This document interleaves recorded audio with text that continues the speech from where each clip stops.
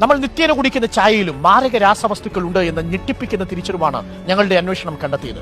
മലപ്പുറത്ത് ഭക്ഷ്യസുരക്ഷാ വകുപ്പ് നടത്തിയ പരിശോധനയിലാണ് ക്യാൻസറിന് വരെ കാരണമാകുന്ന രാസവസ്തുക്കൾ ചായപ്പൊടിയിലുണ്ടെന്ന് കണ്ടെത്തിയത്. രണ്ടു നേരവും ചായ കുടിക്കുന്ന ശീലമുണ്ടെങ്കിൽ കരുതിക്കോളൂ, ചായപ്പൊടിയിലും അപകടം പതിയിരിക്കുന്നു. തിരൂർ താനൂർ ഭക്ഷ്യസുരക്ഷാ ഓഫീസർമാർ സംയുക്തമായി നടത്തിയ പരിശോധനയിലാണ് വ്യാജ ചായപ്പൊടി വീരന്മാർ വലയിലായത്. ജില്ലയിലെ തട്ടുകടകളിൽ കഴിഞ്ഞ മാസം ഉദ്യോഗസ്ഥർ നടത്തിയ പരിശോധനയാണ് സംഭവങ്ങളുടെ തുടക്കം.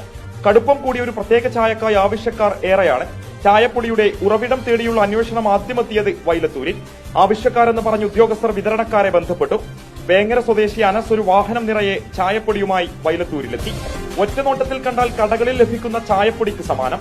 MSc കെമിസ്ട്രി പൂർത്തിയാക്കിയ വെങ്ങാട് സ്വദേശി ആഷിഖായിരുന്നു മായം ചേർത്ത ചായപ്പൊടിയുടെ ബുദ്ധികേന്ദ്രം. വിഷപ്പൊടി നിർമ്മാണത്തിനായി ആഷിഖ് പഴയ ഒരു വീട് തന്നെ ഗോഡൌണാക്കി മാറ്റിയിട്ടുണ്ട്. കെട്ടുകണക്കിന് ചായപ്പൊടി കവറുകളിലാക്കി വെച്ചിട്ടുണ്ട്. ഗോഡൌണിൽ നിന്നും 100 കിലോ മായം ചേർത്ത ചായപ്പൊടി ഉദ്യോഗസ്ഥർ കണ്ടെടുത്തു. തേയിലയിൽ ചേർക്കാൻ അനുവാദമില്ലാത്ത സിന്തറ്റിക് ഫുഡ് കളർ ചേർത്ത അസൽ വ്യാജം. ഇത് തട്ടുകടകളിൽ കൂടുതലും നമ്മുടെ ഉപഭോക്താക്കൾ തന്നെ കടുപ്പം കൂടിയ ചായ വേണം എന്ന് തട്ടുകടക്കാരോട് ആവശ്യപ്പെടുന്നതിന്റെ അടിസ്ഥാനത്തിലാണ് ഇത്തരം മായം കലർത്താനായിട്ട് അവരും പ്രേരിതരാകുന്നത്. കിഡ്നി ഉൾപ്പെടെയുള്ള ആന്തരിക അവയവങ്ങളെ തകർക്കാൻ പ്രഹരശേഷിയുള്ള മാരക രാസവസ്തു ചേർത്തായിരുന്നു ചായപ്പൊടി നിർമ്മാണം.